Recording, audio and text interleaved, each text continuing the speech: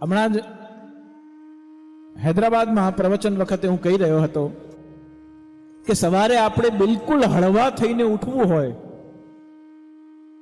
અને સ્નાન કરતા પહેલા આપણે આંતરિક રીતે જો આપણે બિલકુલ હળવા ફૂલ થઈ જવું હોય, જો આપણે બિલકુલ વૈચારિક રીતે, મનોવૈજ્ઞાનિક રીતે, સાયકોલોજીકલની દ્રષ્ટિએ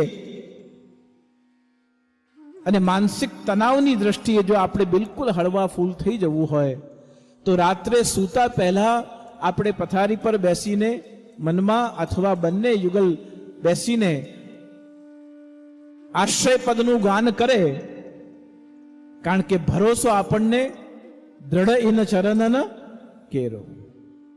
આશ્રય પદનું ગાન કરે અને પછી 2 મિનિટમાં તે બધા બંને જણા હોય તો બંને અને એકલા હોય તો એકલા મૌન થઈ શ્રી મહાપ્રભુજીનું સ્મરણ કરે અને સ્મરણ કરીને સૂતા પહેલા આજે સવારે જાગ્યો ત્યારથી લઈને કે હવે સુવા જઈ રહ્યો છું ત્યાં સુધી મારા કારણે કોઈનું મન દુઃખ થયું હોય એની ક્ષમા માંગી લઈએ.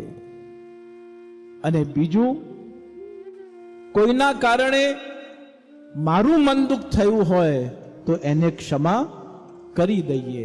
ક્ષમા માંગીને અને ક્ષમા કરીને જો આપ રાત્રે સૂઈ જાઓ છો તો મને લાગે છે સવારે જ્યારે આપ ઉઠો છો ત્યારે મોઢું ધોયા વગર પણ આપનું મુખ બહુ જ પ્રસન્નતા અને ફ્રેશનેસ સાથે આપ ઊભા થઈ શકો છો.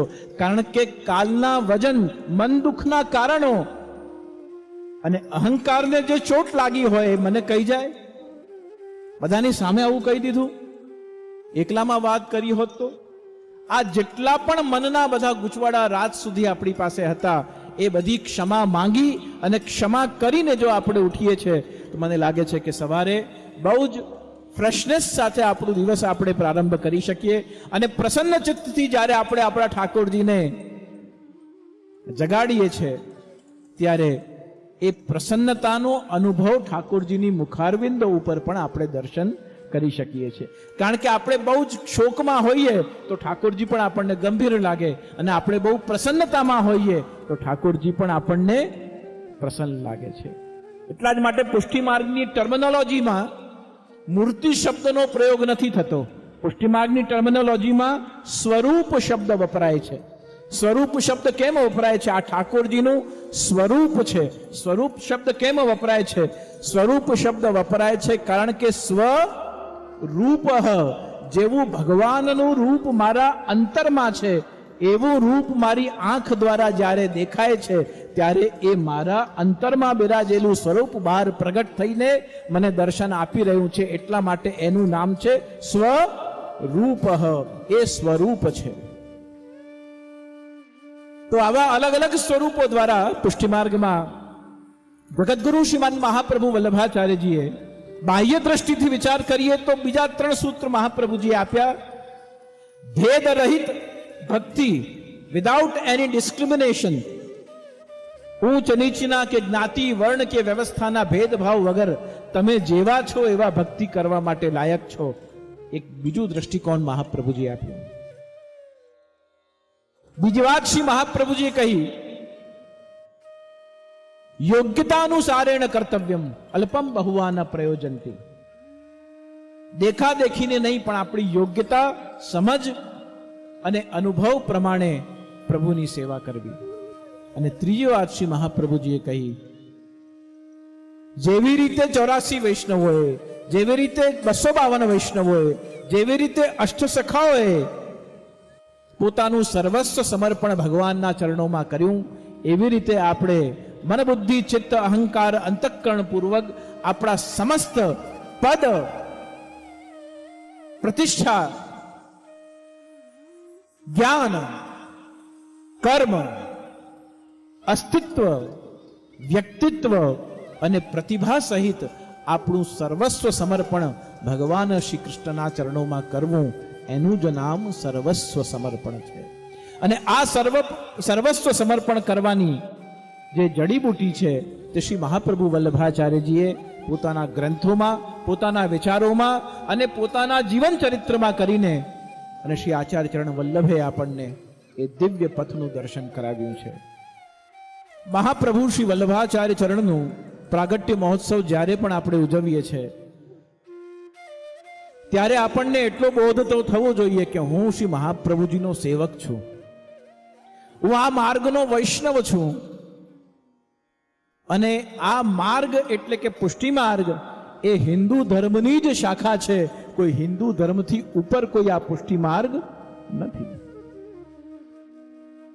અને આપણે માનવ છીએ એ આપણું પહેલું લક્ષણ છે.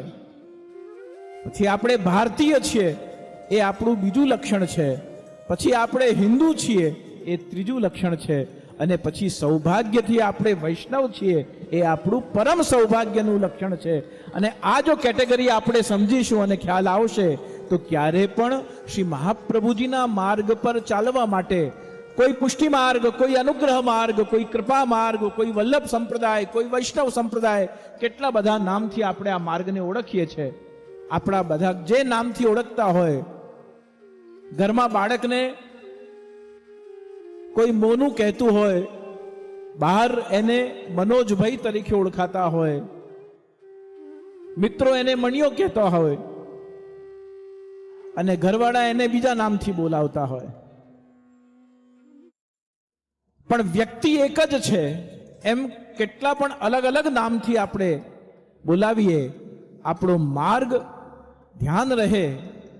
પંથ નથી કહેતા, માર્ગ કહીએ છે. પુષ્ટિ માર્ગ, કૃપા માર્ગ. માર્ગનો અર્થ શું છે?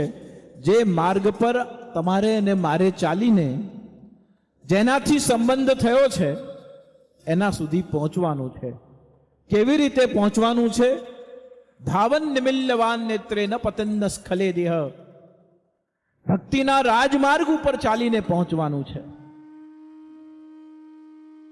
ભક્તિના રાજમાર્ગ પર ચાલવાની 3 શરતો છે. મહાપ્રભુ શ્રી વલ્લભાચાર્ય ચરણ કહે છે, જેમ હમણાં ચિરાયુષ્માન આશ્રય કુમારજીએ વાત કરી, એમ બા ભક્તિના રાજમાર્ગ પર ચાલવાની 3 શરતો છે. પહેલી શરત, તમે જેવા છો એવા કૃષ્ણના હવાલે થઈ જાઓ. બ્રહ્મ સાથે પોતાનો સંબંધ સ્થાપી દો.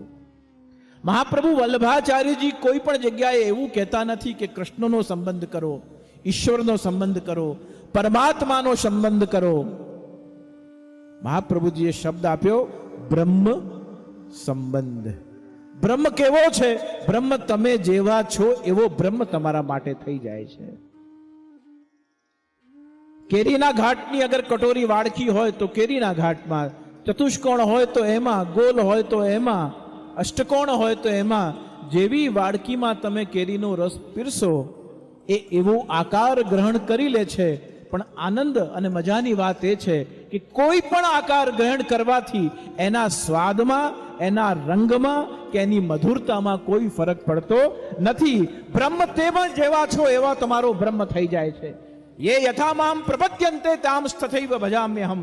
તમે જે ભાવથી એને ભજો છો તમારો બ્રહ્મ એ ભાવથી રૂપ ધારણ કરે છે. પહેલી શરત કે તમે જેવા છો એવા. આપણી પાસે બહુ સંપન્નતા છે તો સંપન્નતાથી પ્રભુની સેવા કરો, અને આપણી પાસે બિલકુલ સંપન્નતા નથી, તમે જે લો છો. આપણે 84 વૈષ્ણવોની વાર્તામાં તો જોયું છે કે પલાળેલા ચના એ પોતે લેતા, તો પલાળેલા ચના ઠાકોરજીને ધરતા અને પાતળ પર પદ્મનાભદાસજી પાતળ પર એક એક ચણો મૂકતા જાય કે એક ચણો મૂક્યો પ્રભુ ઠોર સમજીને અરોગી લેજો, એક બીજો ચણો મૂક્યું પ્રભુ મોહનથાળ સમજીને અરોગી લેજો, એક ચણો ધર્યો ને પ્રભુ તમે જલેબી સમજીને અરોગી લેજો. અને એક એક ચણો પદ્મનાભદાસ ધરતા અને ઠાકોરજી જે ચણો અરોગે એ ચણામાં જે સામગ્રીનું નામ પદ્મનાભદાસ બોલ્યા હોય પ્રભુને એ સામગ્રીનો સ્વાદ એ ચણામાં આવી જાય. કારણ કે પ્રભુ, ગુજરાતીમાં તો બહુ જૂની કહેવત છે કે પ્રભુ તો ભાવના ભૂખ્યા છે. 56 ભોગ ધરીએ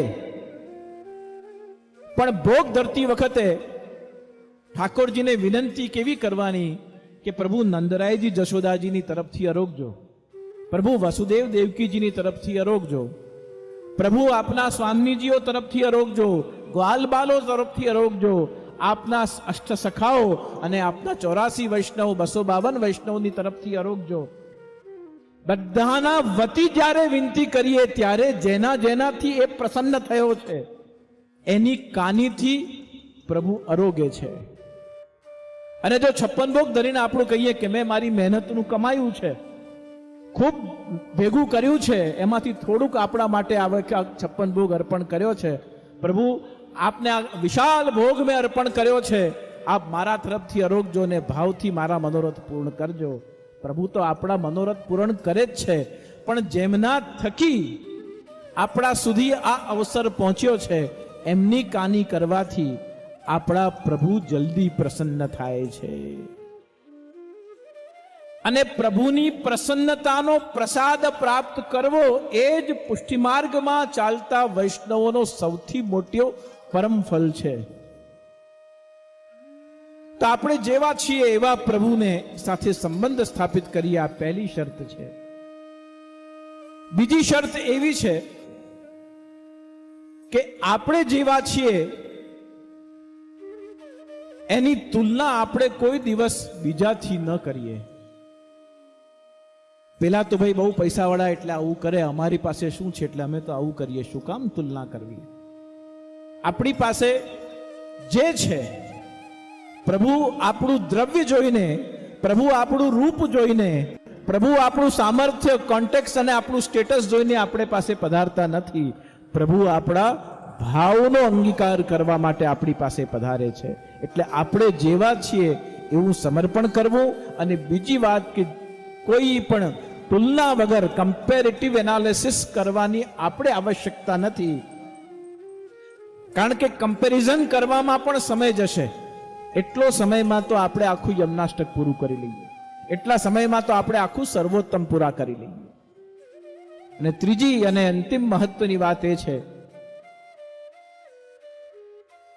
કે નિરંતર જેના હૃદયમાં દાસભાવ, દીનતા વાસ કરે છે, સેન્સ ઓફ ડેડિકેશન, પ્રતિક્ષણ જેના જીવનમાં અને જેના મનમાં દીનતા છે કે આજે હું જે કંઈ છું, ભલે હું સરસ કીર્તન કરી શકું, સુંદર સામગ્રી બનાવી શકું, સુંદર શૃંગાર કરી શકું, આજે જે કંઈક હું લૌકિક અને અલૌકિકમાં શ્રેષ્ઠતમ કરી શકું છું, એના પાછળ મારો પરિશ્રમ તો ખરો, પણ મારા લક્ષ્ય સુધી પહોંચવા માટે આ ઉત્તમતાનું દાન મને થઈ રહ્યું છે, એના માટે મારા ગુરુદેવ અને મારા ઈષ્ટદેવ જ કારણ છે. હું તો કેવલ નિમિત્ત માત્ર છું. પોતાને નિમિત્ત માત્ર સમજી લેવું.